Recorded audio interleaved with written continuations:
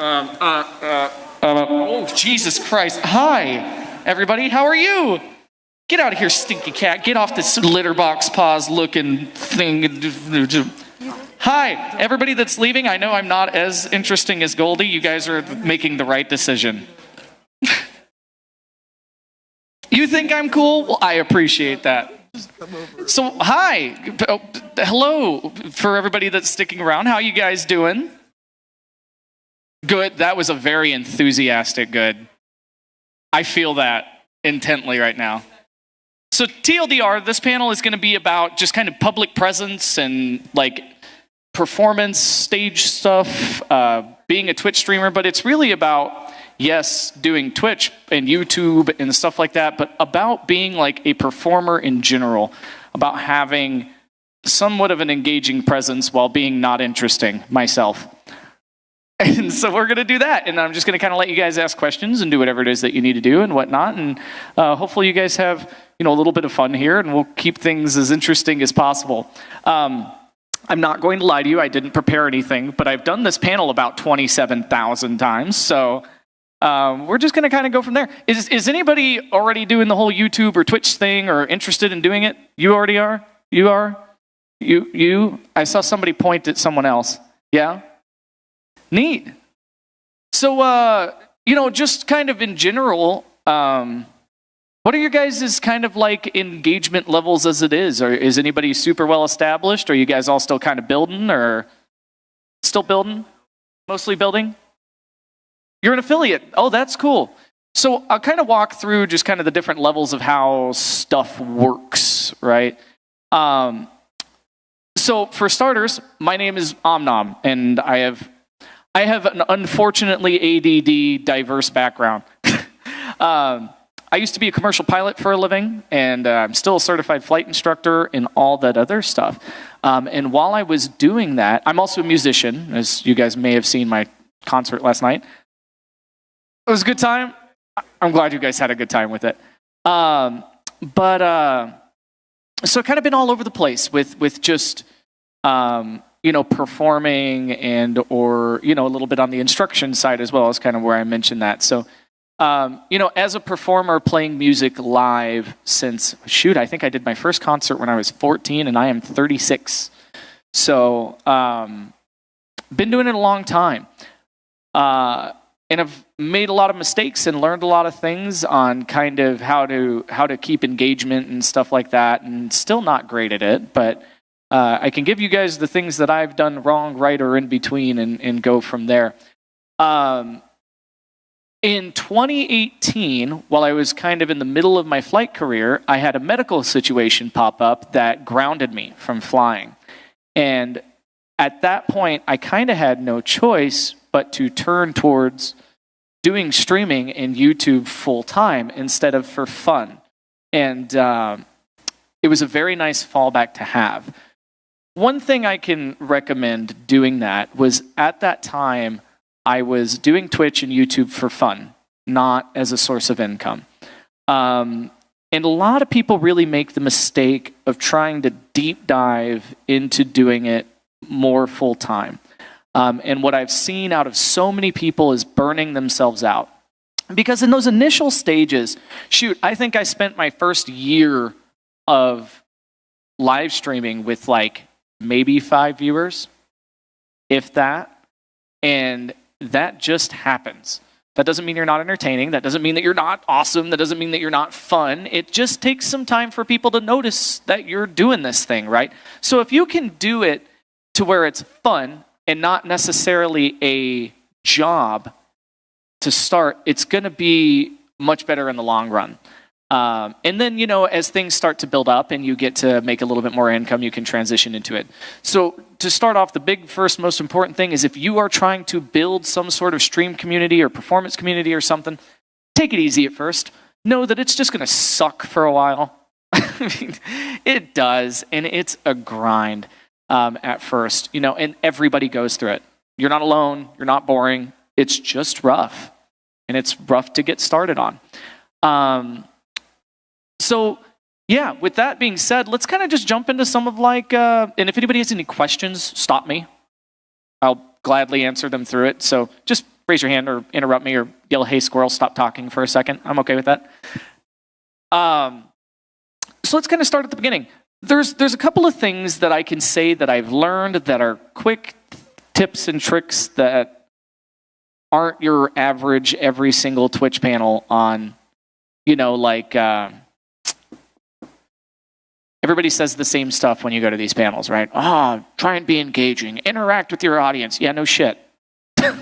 Duh. We all know that, right? Like, of course, everybody knows that. But there are a couple of cool things that I've learned throughout the years that help to keep things flowing. Because any of you guys that are live streamers, have you ever noticed that you just feel like sometimes you hit a brick wall where you have nothing to say and chat's not interacting? You? Yeah. All the time, right? You hit a brick wall, chat's not interacting, you have no idea what to say. Yeah, start talking to yourself sometimes. Yeah, that works for sure. But there are also a couple of different things, and everybody says the same thing on this as well. Find a topic. Talk about what you did the day before. Talk about something. Ask them how their week is going. I think those are kind of givens, but maybe they're not. But those are some things to do.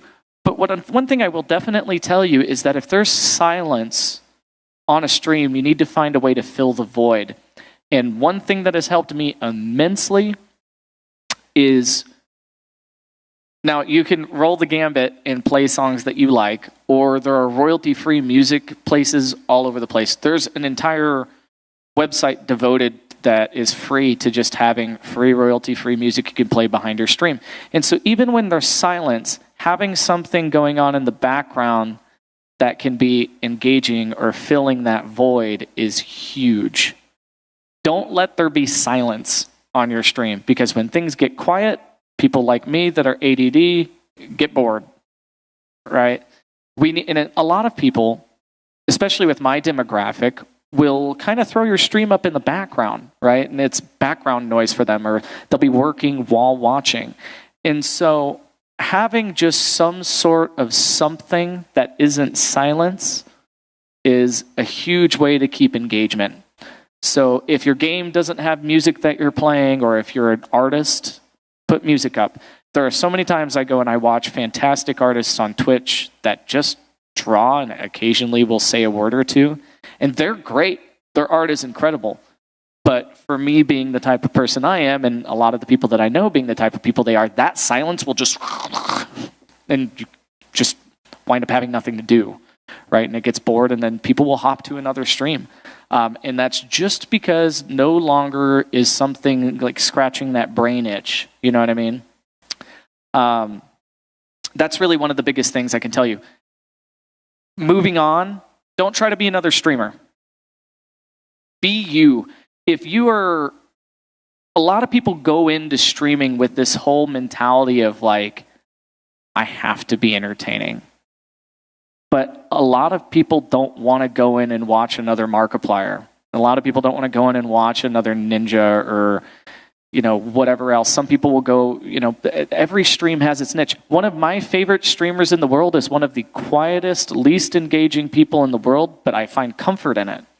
So find what works for you instead of trying to be entertaining. For me, I'm ADD and I say stupid things all the time, and that seems to work for me. I don't know how.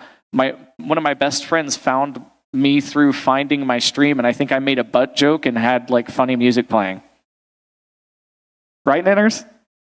Yeah, it's a really bad joke. Like, I don't even remember what it was, but it was something that didn't make any sense, and that worked because that's just me. I don't make sense. So, finding you and finding your niche is going to be the most important thing that you can do. The reality of the industry is that it is so hyper-saturated right now that if you go into it and you try to be anything but you, that's going to already exist. But you as a person, there is no other you in the world, right? So if you are just you, that will scratch the itch for someone. What's that? What? Dang, they got a loud voice. Hey, you got some pipes on you. You should sing. So yeah, just try to like do your thing. Try to be you. Try to find a niche. I found a very weird demographic. I stream, well, back when I lived in Phoenix, I was starting at 7 a.m. every morning, Monday through Friday, and streaming during the workday for people. Now, it's a weird demographic because people will pull me up on their phones or whatever for background noise while they're working, or pull me up on their computer, or it's almost like a morning talk show, but with lots of weird, inappropriate jokes and a small ADD squirrel. But it works because nobody else that I knew was filling that time gap at that time, at least in the furry demographic, right? And so I found my own area, and I won't lie, it sucks to wake up early every morning and do a day job, and there are many times that I don't want to do it, but I filled an area that wasn't filled. So being you and maybe finding an untapped market is something that you could do, or a least tapped market. Every market is tapped in some way, shape, or form, but finding something that's kind of like your thing, right? Because I will tell you what, if you go in being like, I'm going to stream Saturday nights, everybody streams Saturday nights, right? Which, honestly, at first can also do you some good. If you build a network of friends that also stream, that can raid you and send you viewership and make connections and good things like that, that can super help. Like, it really can. Do I have any tips on making connections? Yes. Actually, I can definitely provide some input on some things that have worked and not worked for me. This is going to sound strange, but there's this big stigma around like YouTubers and Twitch streamers all conglomerating, right? And there used to be this thing that like, oh, look, it's all the YouTubers hanging out again. Look, but there's a reason for that. And it's because, especially if you're all out trying to make a living, which is hard to do, meeting and greeting and getting into those circles is something that's really cool. But I know that your question is more about how to do that, but less around why it exists. But that's tagging into where I'm going with it.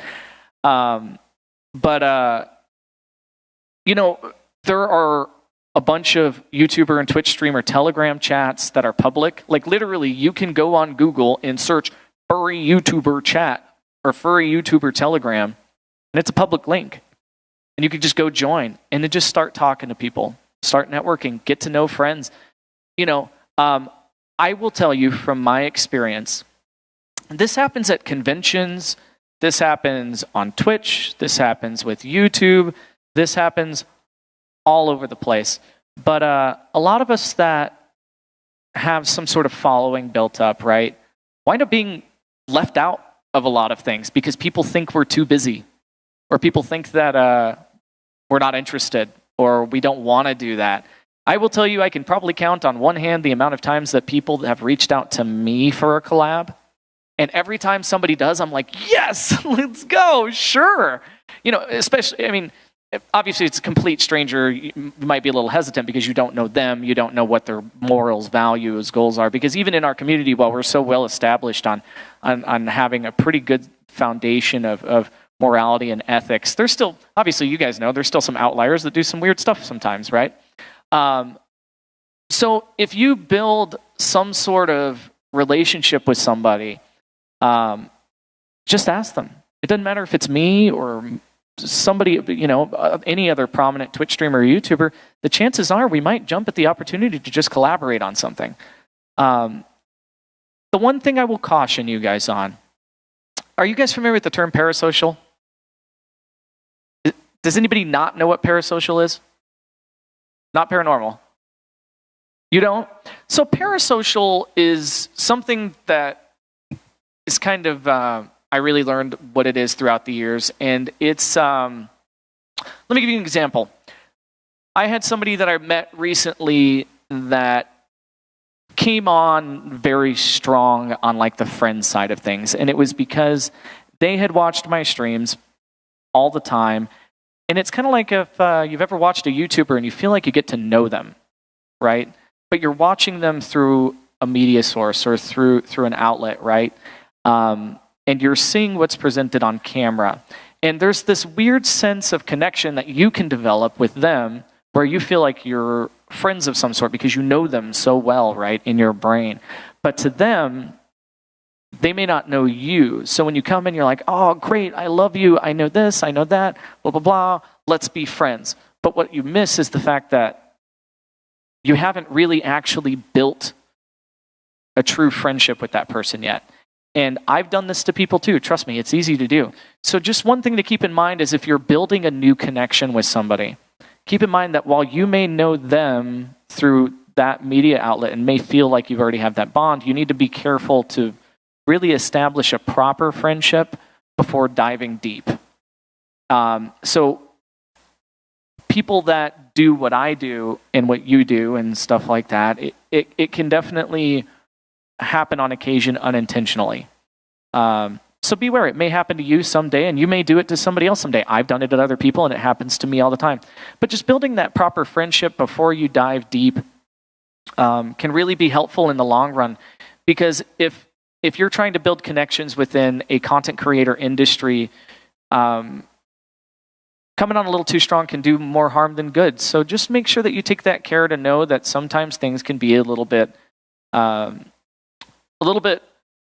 more delicate than they would seem on the surface, right? So if you join that YouTuber chat, it may be, you may see some names or whatnot that like you follow, that you look up to. I did.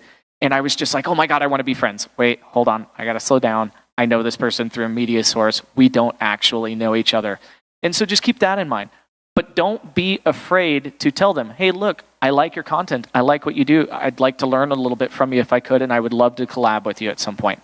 That genuine honesty will go a lot further than, just being able to be like, hi, friend, And so that would be the best advice I can give you. Find a network, join some Telegram chats of other furry content creators, join some Discords of other furry content creators, get to know them, and don't be afraid to tell them that your goal is to build that connection to help further yourself as well. Because we've all been through it. We know that it is a grind. And sometimes you got to make those connections to get there. And there is no shame in that. None. And I think everybody that has a sense of, or an ounce of sense about them will respect the hustle and go, hey, I've been there. Let's work together. Cool.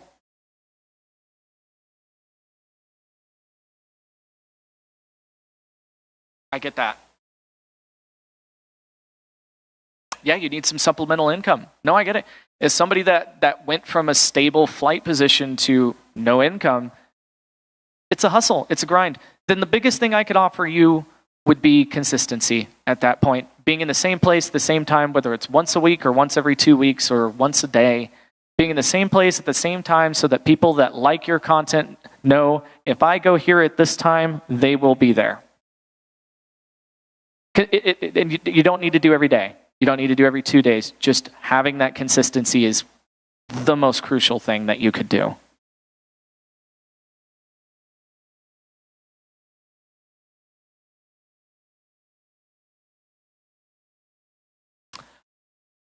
What are specs that you need for a computer? Do you need a crazy computer to do it?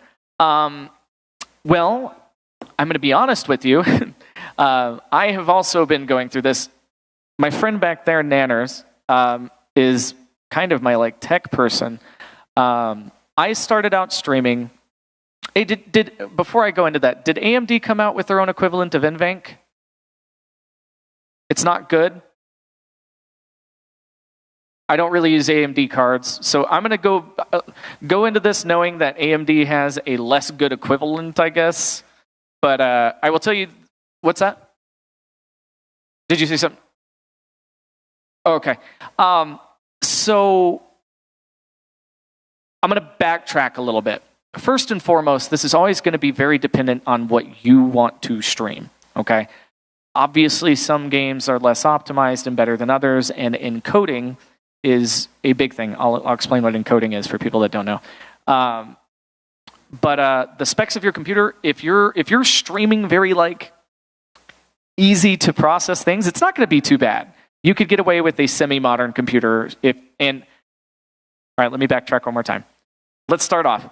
Going into Twitch, you get different things at different levels of your partnership with Twitch, right? As far as what they will broadcast for you and your priority in their chain.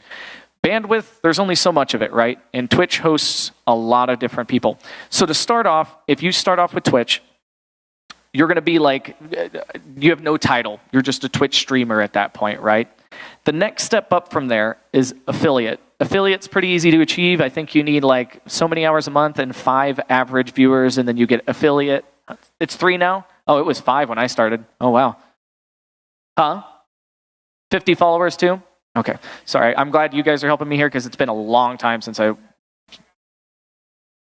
The follower count? Yeah. How many days? 8 stream days in a month? Okay, cool. Just 30-day period? Gotcha. Sorry, it's been a very long time since I had to do the affiliate thing, so I'm glad for the help. So yeah, when you are not an affiliate, they will allow you to stream at 720p, and you get low priority. And sometimes if bandwidth is heavy, they will knock you down to 480, and that just happens. As an affiliate, you are still limited to 720p. You don't get 1080p until you get to partner, at least from what I understand. If that's wrong, somebody correct me, but that's the way it used to be. But I think they still recompress it to 720p on their end. Really? Anders, can you Google that real quick? Just see what the most recent rules are on that? Because I thought affiliates still only got 720p. Either way, you'll get lower priority than partners, okay? But the biggest thing is most people that are an affiliate are going to be streaming at 1080 or 720, right? And so keep in mind with your encoding, when you're pushing stuff out, even if you're streaming in 2K or 4K, they're not going to get it. So if you're running on a single PC setup and you're encoding and gaming on the same ring, encoding, by the way, is essentially your computer compressing everything down to one stream and sending it out. That's a big job that you know before the days of NVENC, your CPU would have to do. And I'll talk about NVENC here in a second. But encoding is TLDR. You're taking all your stuff, you're compressing it down, you're sending it across somewhere, and that's how Twitch is getting it. And that is a big process-intensive thing for it to do, because it's taking your mic, it's taking the game, it's taking whatever other audio you're doing and compressing it down to one signal and sending it over.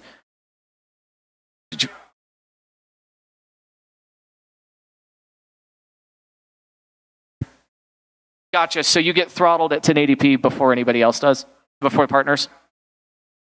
Gotcha. So they're allowing... Okay, so I'm going to correct because I didn't know that. 1080p is something that they allow affiliates to do now, but if bandwidth is heavy, you're going to get knocked down to 720. Gotcha. Okay, cool. Thanks. Glad to know that. So yeah, let's talk about the whole like PC rig thing now that we've got that established. Going to your PC... If you have an AMD 10 series or later, it came with NVENC. Or not AMD, NVIDIA. GTX 10 series or later. Yeah. But keep in mind there are different generations of NVENC, so the 10 series had a very different one from what like the 30 series have now and stuff like that. It's very different. But there is a chip on NVIDIA cards called NVENC. And that chip's whole sole purpose is to handle encoding. That's what it does. And that takes a big load off from having to encode on your CPU, right?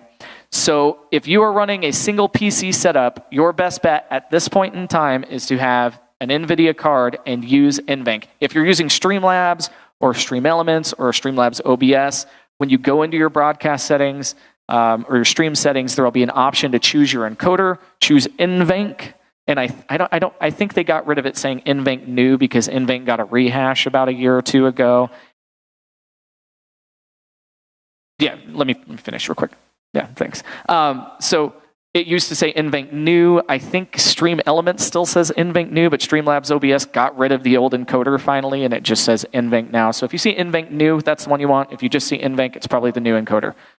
Right now, I am running a dual PC setup because I primarily stream Escape from Tarkov and music encoding. Like I stream my music production and stuff like that. And there's just, that game is such a hog, and music production takes up so much processing power that just wasn't working. You know, even on like, I'm on a 3080 right now. Yeah, and even on a 3080, it just...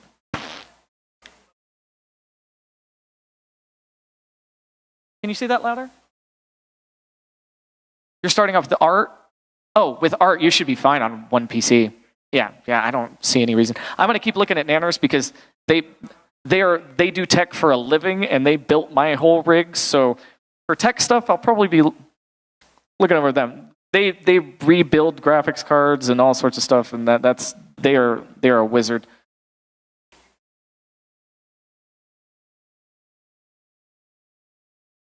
Absolutely. Yeah.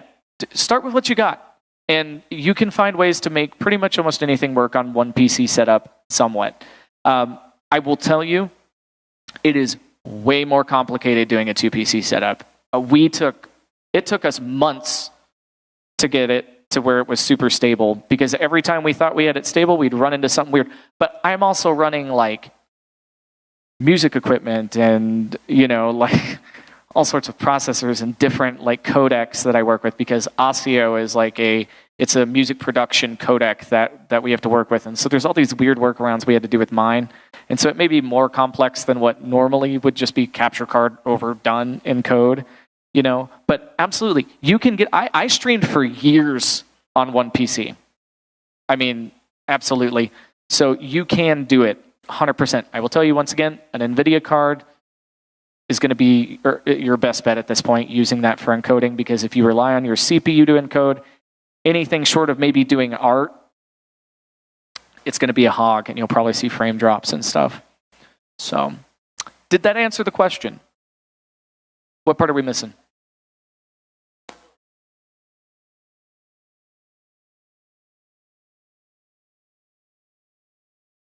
If you're doing art, I think you'll still probably be okay, but I wouldn't game and stream on a 1050 series laptop. Is it like a 1050M? Like one of the old 1050Ms? How old is that laptop? It's like a 2015 laptop? Probably still get away with it if you're doing art. Yeah.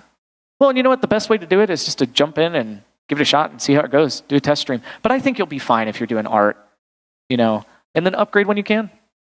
If you can. Yeah. Any other questions so far? What software do I use for streaming? So I flip-flopped around. I started on Stream Elements. Then I went to OBS Studio. And then now I'm on Streamlabs OBS, which people hate. I know. You'll hear people be like, oh, Streamlabs OBS, oh, it's so not optimized and blah, blah, blah, blah, blah, blah, blah. Oh, poo-poo, like, it's gross. I love it. It has so many of the tools I need, and the workflow is so simple that I love Streamlabs OBS. I will tell you, if you're worried about like efficiency, from what I understand, I haven't used OBS Studio in years, but apparently that's kind of what most of the industry standard is right now, is using OBS Studio, because it does have a lot more powerful tools that you can use to do other things. But I have workarounds in much better ways that work better for me in Streamlabs OBS, and using all the other peripherals I have, that I don't need it. So, what's that? No clue what that means, but thanks. What was that?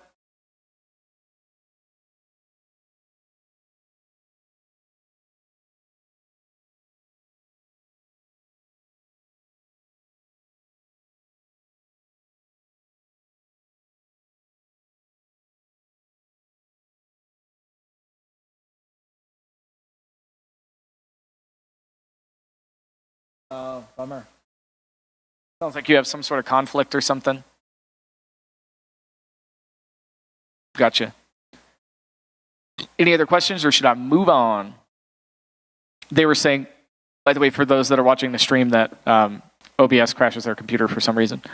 So they use XSplit. But really, I think the best advice I could give you when picking a broadcaster or an encoder or some sort of streaming peripheral software is to just kind of, maybe go and watch a YouTube video, like a modern comparison, and just see which workflow you like best. Because honestly, I didn't notice a difference between OBS Studio and Streamlabs OBS other than the workflow, and I prefer the workflow in OBS. So find what works for you and go with it. And don't let anybody tell you you're doing it wrong, because if it works for you, it works for you. Don't let the elitists be like, oh, you should be using this. Yeah, well, you should be using these nuts. It's a squirrel joke. It's a squirrel joke, I promise. I'm about to get thrown off stage, I think. I saw somebody jump up back there at AV, like going for the mute button. Be like, oh no, we brought this squirrel on stage. Oh God, what did we do? AnthroExpo is, they're like, take the stream down, oh God. Cass is going to come up here and beat me up. So yeah, been doing streaming for, probably 7 or 8 years at this point, and been doing it full time for about 1.5 years. And I can tell you that coming from a YouTube channel, being somewhat established, and having multiple platforms that you are posting your content to is one of the best things that you could possibly do. And anywhere you go and everywhere you go, in any content that you are promoting yourself, plug your stream, plug your YouTube, plug that kind of stuff. I don't really do YouTube anymore. I just upload my music stuff there. But back in the day, that was like my primary source of content distribution. You know, and having an established YouTube channel and then transitioning to Twitch was really one of the best things that I had done at that point. And it really helped to be able to do that.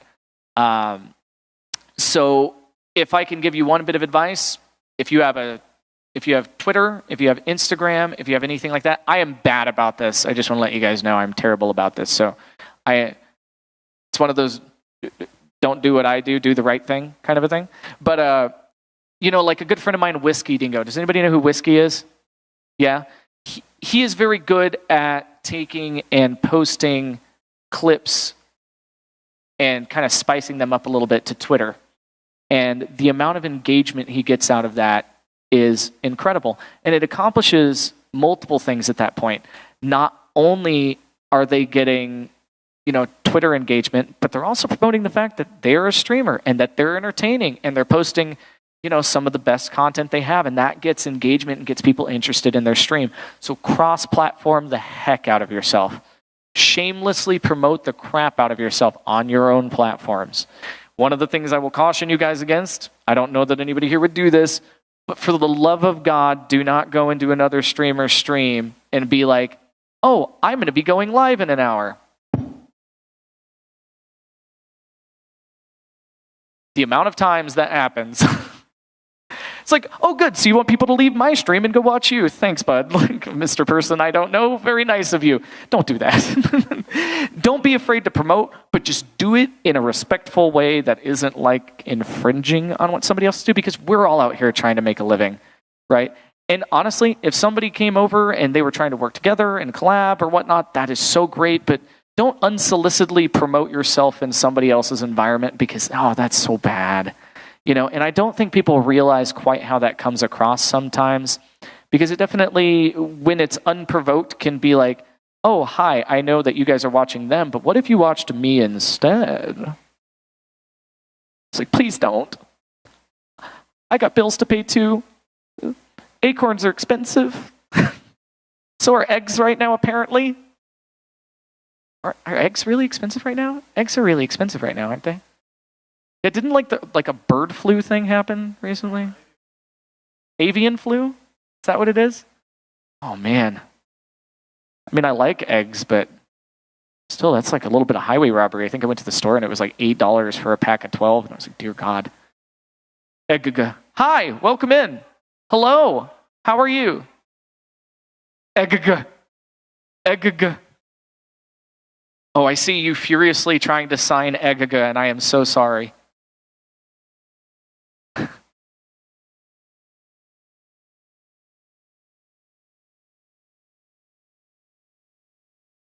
Gotcha. Do you need me to slow down a little bit, or you're good?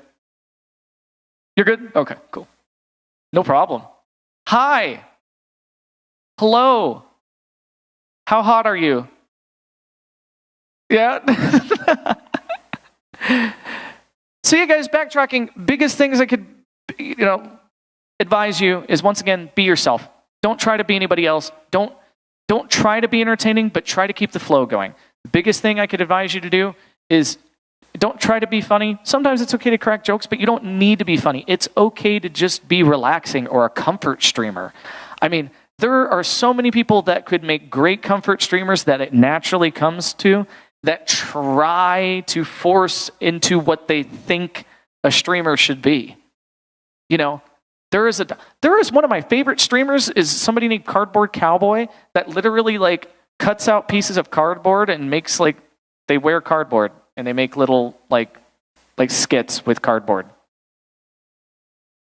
It's so unique, but nobody was doing that, you know? So if you find your own thing, do that. Don't let silence happen. Even if it's calm, chill music, I pull up in the mornings when I start my stream, one of my like rituals, I guess, is I start the first hour off usually with chill music. Like royalty-free chill hop is what I play. Because people are still rolling in, everybody's waking up, they're getting coffee, keep the calm vibes for like the first hour or two, and then slowly bring the energy level up and start playing other things or working on my own music, or then the butt jokes start coming in and all sorts of stuff like that happens. And it's kind of just finding a good pacing for what your demographic is. So know your demographic, know what people want, and you know what people come to you for that you bring them, right? If you are a comfort streamer and you are somebody that just is a cozy place for people to go and unwind at the end of the day, know that that's your role and be okay with capitalizing on what you do best instead of trying to be somebody else. Hi, you're cute. Hello. Oh my God, that noise was precious. So cute. Yeah, so don't be afraid to be yourself. Don't try to be like somebody else. You are special because you are the only you that exists in the entire world, and therefore you already have a demographic. People just got to find you, right? No, that doesn't mean that you can't do things to keep the pacing up and, you know, like keeping some music going in the background, just keeping your audience engagement going, the basics of entertaining, right? People want to watch you, but if you're not interacting, then there's no you to watch. Fair enough? Are there any questions that I didn't answer? Because honestly, I don't know that there's much else that I could tell you guys that you wouldn't already know. Do you guys have any questions about stage performance, YouTube, music, whatever else I can do for you? Yeah. Mm-hmm.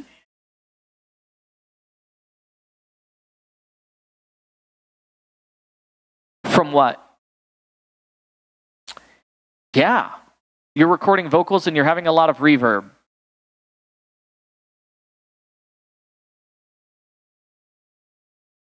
Yeah, reverb. Yeah, that's what reverb is. yeah. So reverb is kind of well, you have delay, which is an effect, but what's probably happening with your vocal recording is kind of what we hear in this room, the delay. That's reverb, essentially. And one of the biggest ways to get rid of reverb when you're tracking vocals at home is, first and foremost, if you have the space for it, build yourself a little vocal booth with some sound treatment in it. Normally when we record vocals, now I'll tell you, my background in music is that, I mean, going back in the day, I was nominated for a few Grammys back in the day. And I've worked with some very, very big producers and engineers. In fact, this album we're releasing in March was recorded with somebody named Jeremy Parker, who is the producer and engineer and person that mixed and recorded like Evanescence, the whole like Wake Me Up. They did that. They did Slipknot, Godsmack, Disturbed. And they're a good friend of mine through the industry that I've known for a good decade. And I've worked with people like Ryan Green and was signed to Sony at one point and all these things. So I've worked with a lot of very, very, very big prominent producers and engineers. And so these tips that I'm going to give you are things that I've learned from them. But if you have the space, take your closet, even if you don't have sound treatment foam, hang some blankets on the walls, put your microphone in there, record in there. There are little shields you can buy on even Amazon if you don't have the space for that literally just sit behind and kind of encapsulate your microphone, that deaden that reverb and all that other external sound and noise and stuff that happens. And honestly, if you're a live streamer and you have a very noisy home, that's something that could help you get rid of some background noise as well. I mean, obviously, when you live stream, we could get very deep into like effects like gates and compressors and limiters and EQing and all this other stuff to eliminate background noise, and you know, but that is a way deeper topic than we have in whatever time we have left for the panel. But the biggest thing that I can advise you is if you're trying to record vocals like you're singing, find a very quiet space, hang up some blankets if you don't have like sound deadening panels, and then record in there. I will tell you though, recording vocals, there is a tiny little bit of reverb you want. Tiny bit, but nothing like this and nothing like what it sounds like you're getting. Most vocal booths in a professional studio are very dead, but have a tiny little bit of leeway in there. Because if it's too dead, then that can actually eliminate frequencies that you do want in your mic.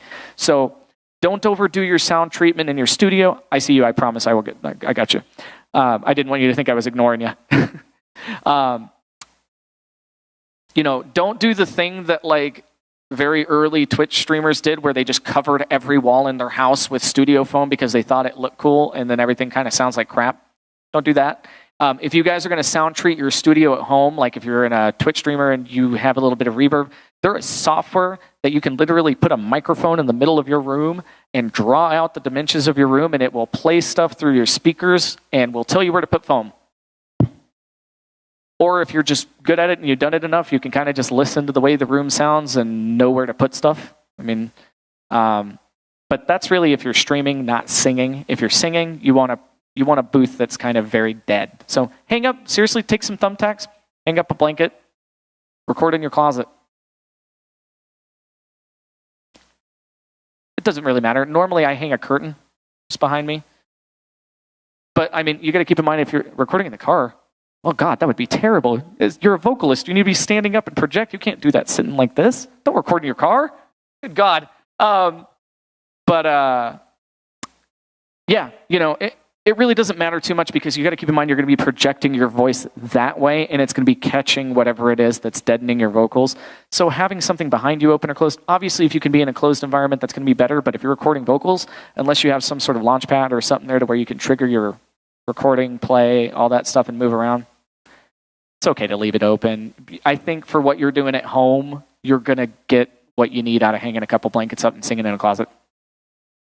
Yeah, cool. So I think the question is that they were saying they saw on TikTok that somebody built a standalone vocal booth, and they used sound treatment foam, right? Is that what it is? Can anybody confirm that that's what they said? They used egg cartons. Okay, yeah. So egg cartons are a thing we used to do back in like the us starting in a garage kind of thing, and it does work. Egg cartons do work. I will tell you though, studio foam on Amazon or anywhere is so inexpensive now. The price difference, if you've got a bunch of egg cartons sitting around and you want something to do with them and that's all you've got, it will work. Won't work as good because you got to keep in mind a lot of egg cartons, they've kind of got a not very porous surface and they do, but not quite what you're looking for sound absorption, right? So it's not going to work as good. But if that's what you've got, yeah, use it. I would say if you're trying to record vocals, though, or your voice, you would be just as good off hanging blankets. We used to use them back like when I was, 15 years ago, recording in my garage, or when we had a studio. There are places where you could go rent a practice studio that is just like wall to wall to wall to wall to wall to wall, like rooms that people just leave their band gear in, and you walk into a building kind of like a storage warehouse, but for bands. And back in the day, we used to hang egg cartons and blankets and whatever we could get our hands on in them just to deaden it up a little bit so that we weren't playing in like a cathedral sounding room. And so, yeah, it'll work. I think there are easier, better options, but if you have a bunch of egg crates laying around and that's what you want to do, go for it, by all means. Just keep in mind, not every room is going to be the same if we're talking musically. For drums, you don't want a dead room. For guitar, you don't want a dead room. You also don't want as reverby of a room as you do for drums. So keep in mind that your application is going to be dependent on what you are doing with how treated you want that room to be acoustically. When we go into a studio and we record, there are different rooms for every single different thing. There are guitar tracking booths, there are vocal tracking booths, there are drum tracking rooms. With bass, nobody really live tracks a bass cab very much anymore. That's just not a thing. DIs are so good for bass nowadays that, we still will, but it's normally super buried in the mix just in case we need it for fullness. So if you're doing bass guitar, you can just go right into your computer usually. Technology's so good nowadays for that. Even on our new album with a multi-platinum, Grammy-winning producer. The bass guitar we tracked, we went into an Avalon, through a dark glass, into the computer. That was it. So if you guys know what those are, then you probably don't need to be at this panel. So just keep in mind, your application, if we're talking streaming, you don't need a super dead room. A little bit of natural acoustics is going to be great for your microphone anyways, but you don't want it to sound like this or an echo chamber like they were describing. So did I answer the question? Egg crates will work fine, but you probably got better, easier options.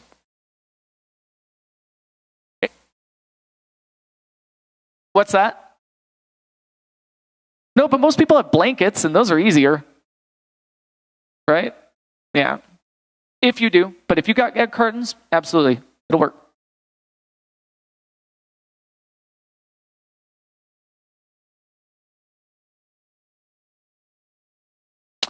That's a good question. So, once again, correct me if I'm wrong, but I believe the current Twitch affiliate, if you're an affiliate, so here's the thing.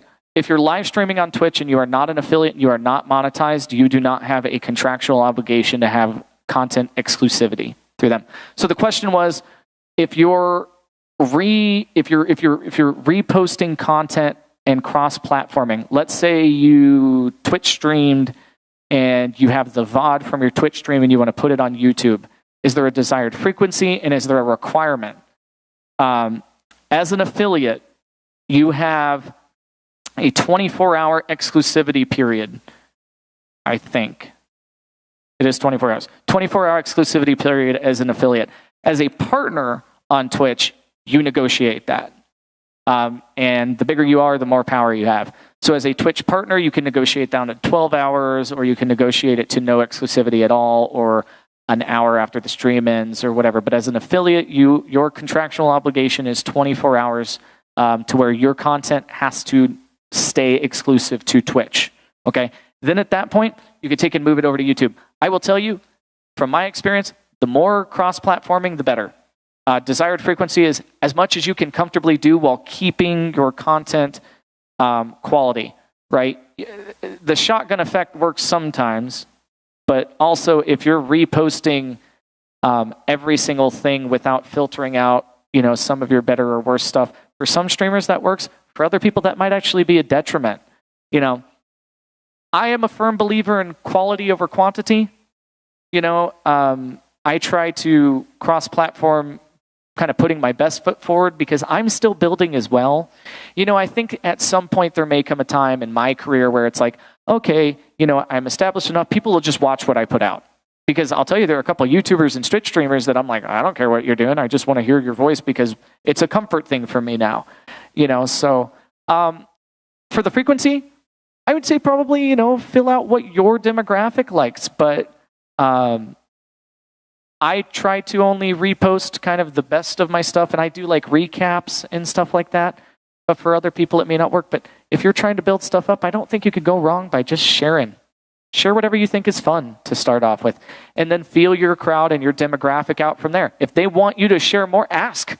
I mean, I ask my followers all the time, what do you want? Do you want more of this? Are we fine where we're at? Do you want less? Do you want me to focus on quality a little bit more than just putting everything back up? Ask your audience. They'll tell you. More cat cam? Oh, Noodle is such a shit. I wish he would stay still for 5 minutes and then we could. I have a little kitten named Noodle, and Nanners is actually the one that named her Soba Noodle to begin with, because she, for some reason, she's the cuddliest little thing, but when you pick her up, she just dead weights. And she's just like, flop, and she's the happy as can be. So we named her Noodle, and she doesn't like to sit still for any time. But yeah, more cat cam, I agree. Mr. K was so chill that we could just there all the time. Just, are you alive? Yeah, okay. Good job.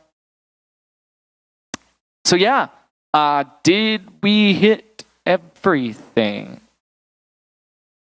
How do I get ideas for content? Oh man. Okay.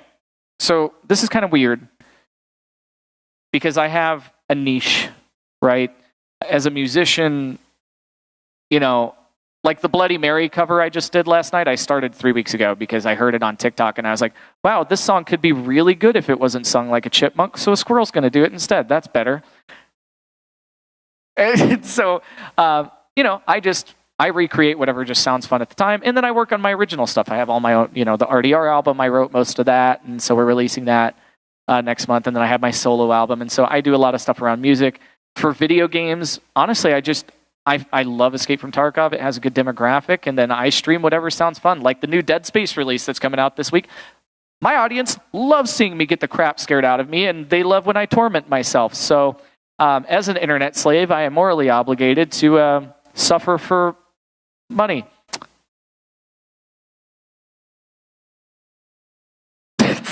So no, all joking aside, ideas for content. I would say the best thing that you could do is stay on top of relevancy. Relevancy is important, okay?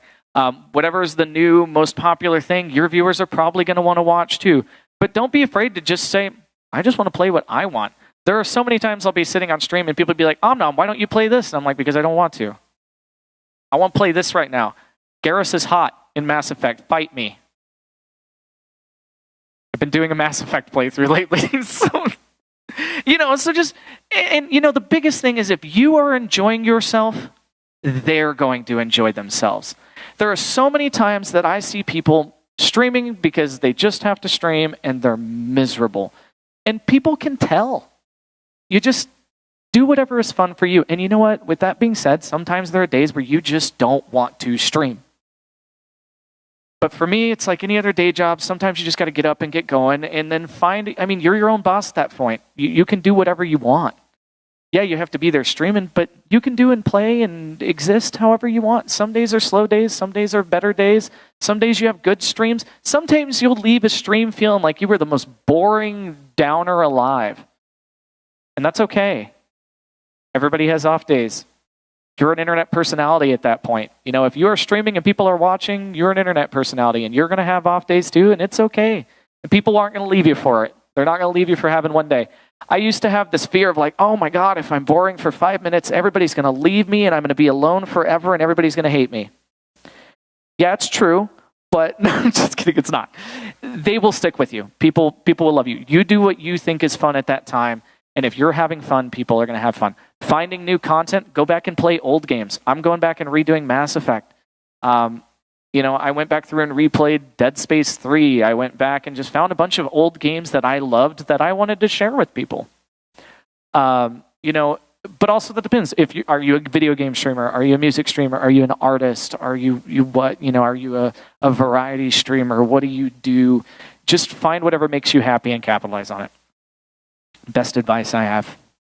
But man, on the YouTube side, I'll tell you what, trying to find content and staying relevant on a YouTube side of things, that's why I do music. Especially on the furry side of things, there are 6 billion con recaps and there are 6 billion how I became a furry videos. There's only so much of that you can do before you have to find something new, and it is hard.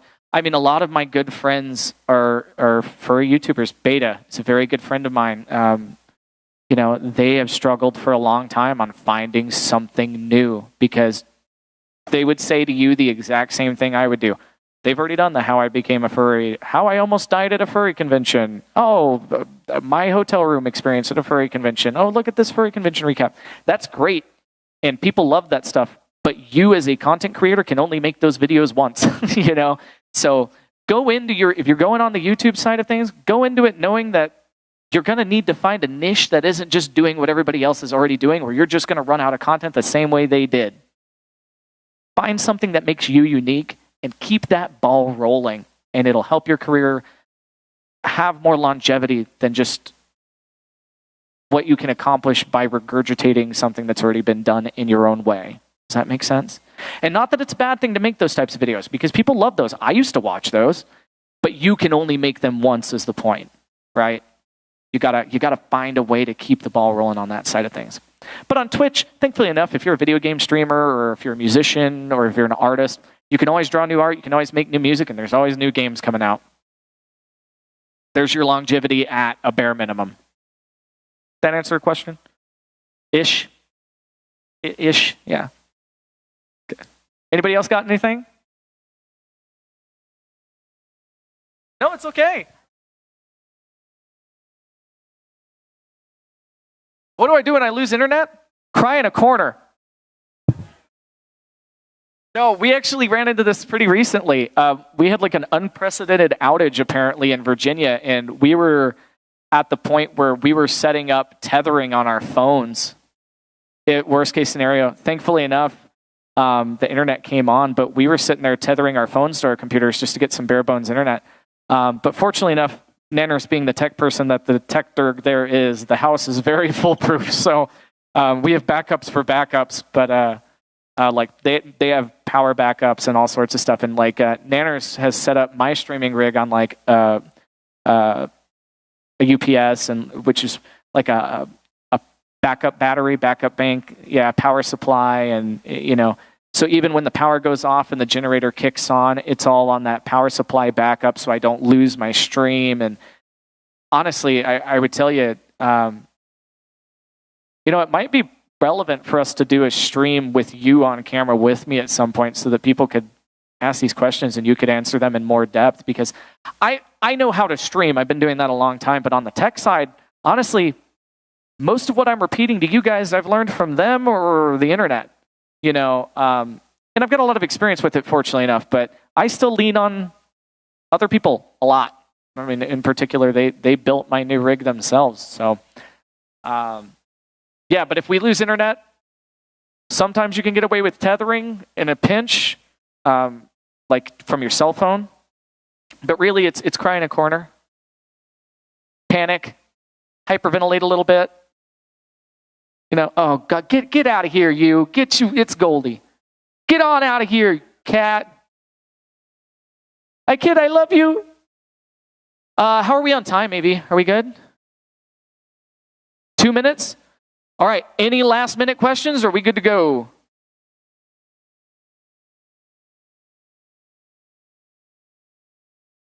All right. Yeah.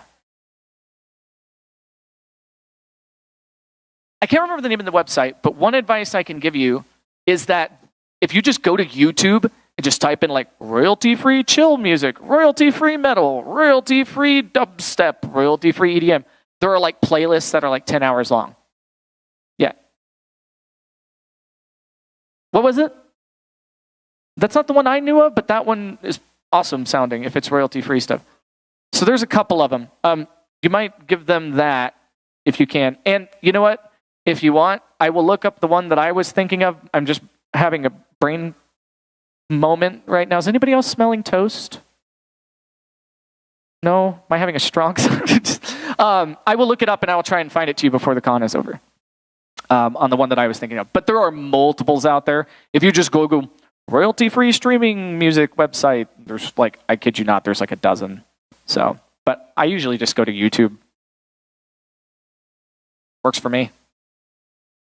Also, all of my music is royalty-free. If you want some small angry squirrel screaming at your viewership, go ahead. Yeah. All right, you had one more, and then we got to end, I think. Is what? It would take too long to answer? Okay, anybody got anything quick? Okay. Well, cool. I hope this helped. If you guys have any questions, you guys see me around the con. I'm glad to help answer. I stream twitch.tv/omnom_squirrel Monday through Friday from 9 a.m. Eastern. I just moved. Eastern to like 4 or 5 p.m. Eastern normally. And my whole thing is to give you guys something fun to keep in the background while you're at work or doing whatever it is that you're doing. It's 18 plus stream. Very, very 18 plus stream. Not that, you know what, I'm not.